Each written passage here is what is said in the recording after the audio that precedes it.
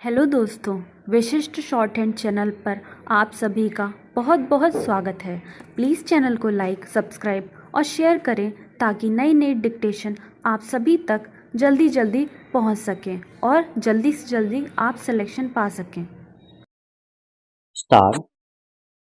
आदरणीय सभासदों, स्वतंत्रता के बाद से शिक्षा पर खर्च में बहुत वृद्धि हुई है और यद्यपि इस प्रणाली को नया रूप नहीं दिया जा सका है, तथापि उसे और गहरी सामाजिक सदस्यता प्रदान की गई है। उसके द्वारा पिछड़े क्षेत्रों के लिए खुले हुए हैं और अब समाज के उन स्तरों के लोगों को भी शिक्षा के अवसर उपलब्ध हैं जो अब तक इससे वंचित रहे हैं, जैसे पर्वतीय और वन्य प्रदेशों के लोग, अनुसूचित जातियों और जनजातियों के लोग तथा विशेष रूप से महिला वर्ग शिक्षा के द्वारा एक ऐसे समाज में गतिशीलता आई है जो अभी तक स्थिर था और जिसमें ऊंच नीच की भावना घर कर गई थी। यद्यपि विवेक का तकाजा यह है कि कॉलेजों में प्रवेश लेने वालों की संख्या सीमित की जाए, फिर भी अभी तक हमने परिसीमन की नीति को लागू नहीं किया है। राष्ट्र हित में यह अनिवार्य है कि विशेषाधिकारों की प्राचीन दीवार ढहा दी जाए और यह सुनिश्चित बनाया जाए कि नए तौर तरीकों से किसी भी प्रगति की राह में रुकावट न पैदा हो। शिक्षा और रोजगार के कारण राष्ट्रीय एकता की एक नई चेतना का जन्म हुआ है। आज कोई युवा देश के किसी भी भाग में क्यों न जन्मा हो और वह भाग महानगरों, उद्योग और व्यापार केंद्रों से कितनी ही दूर क्यों न हो, उसे यह अनुभव करना चाहिए कि वह पूरे देश का नागरिक है। प्राकृतिक और समाज विज्ञान तथा मानविकी के अनुसंधान के लिए बहुत अच्छे स्थान बनाए गए हैं। व्यवसाय और प्रौद्योगिकी के प्रशिक्षण की ओर अधिकाधिक ध्यान दिया जा रहा है। वास्तव में प्रौद्योगिकी की कुछ शाखाओं में हम अब प्रायः आत्मनिर्भर बन चुके हैं। प्रौद्योगिकी को ग्रामीण तथा पर्वतीय क्षेत्रों के अनुकूल ढालने के लिए नई पहल की जा रही है। मुझे बताया गया है कि कृषि और पशुपालन में स्नातक या स्नातकोत्तर अध्ययन के लिए सुविधाएं यहाँ नहीं हैं, लेकिन ये दोनों ही विषय इस अंचल की प्रगति के लिए महत्वपूर्ण हैं। मैं इस प्रस्ताव का स्वागत करती हूँ कि पूर्वोत्तर पर्वतीय विश्वविद्यालय को नागालैंड में कृषि और पशुपालन का कॉलेज खोलना चाहिए। इसका ब्यौरा करने और ठोस सुझाव देने के लिए शीघ्र विश्वविद्यालय अनुदान आयोग तथा भारतीय कृषि अनुसंधान परिषद का एक संयुक्त दल गठित किया जाएगा।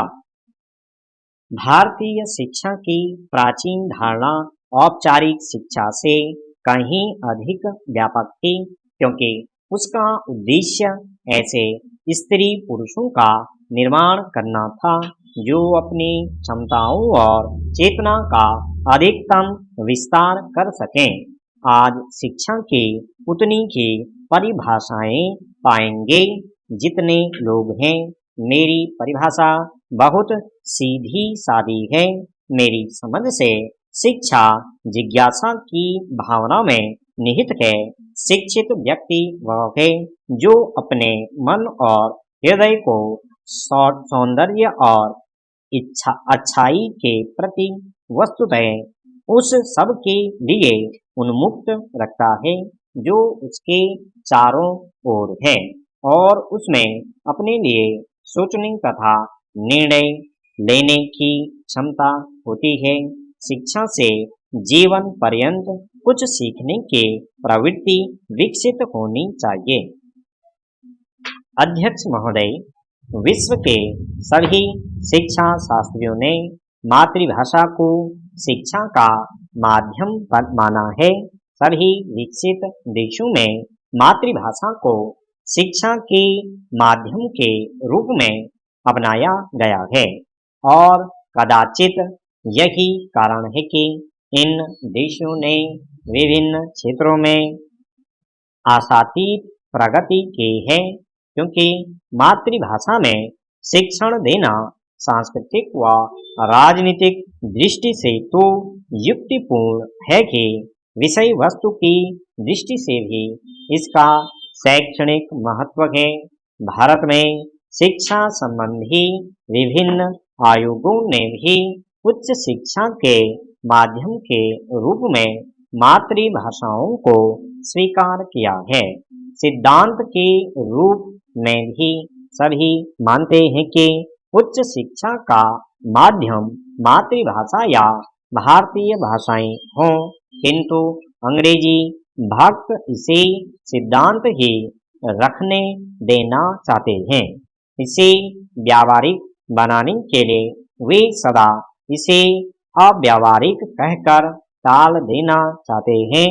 हम भारतीय भाषाओं की दरिद्रता का रोना कब तक रोएंगे? हम काल्पनिक आकाश में कब तक घूमते रहेंगे? यदि हम अपने आप धरती पर नहीं उतरेंगे तो विद्यार्थी वर्ग हमें यथार्थ जगत में आने को बाध्य कर देगा।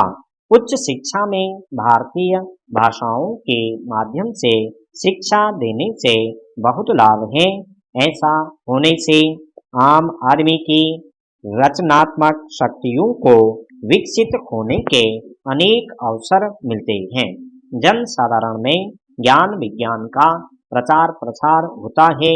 बुद्धिजीवी वर्ग व जन साधारण के बीच अंतराल कम होता है। साथ ही शिक्षा के स्तर में भी वृद्धि होती है और साथ ही वैचारिक स्वतंत्रता को भी बढ़ावा मिलता है, जिससे परंपरागत रूढ़िवादिता से छुटकारा मिलता है। इन बातों को दृष्टिगत रखते हुए उच्च शिक्षा में माध्यम परिवर्तन की आवश्यकता है, किंतु स्थिति वही है कि अंग्रेजी अपना वर्चस्व और बढ़ाती ही जा रही है और उच्च शिक्षा पूर्ण रूप से अंग्रेजी के पंजे में जकड़ी हुई है।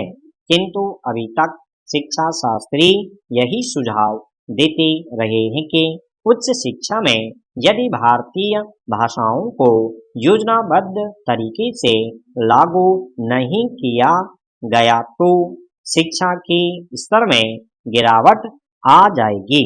जरा इस तथ्य पर विचार करें कि क्या स्तर में गिरावट ऐसा करने से आएगी। स्तर की बात पर संदेह का निर्माण होता है।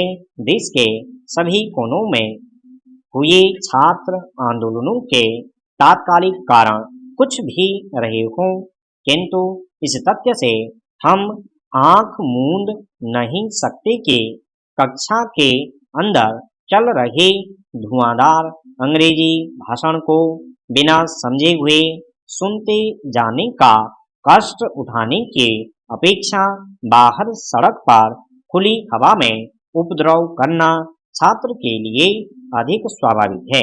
संभवतः इसीलिए हमें परीक्षा का माध्यम भारतीय भाषाओं में स्वीकार करना पड़ा है, किंतु वैकल्पिक रूप में इतना जानते हुए भी हम शिक्षा के माध्यम के रूप में भारतीय भाषाओं को तजकर अंग्रेजी भाषा से चिपके हुए हैं।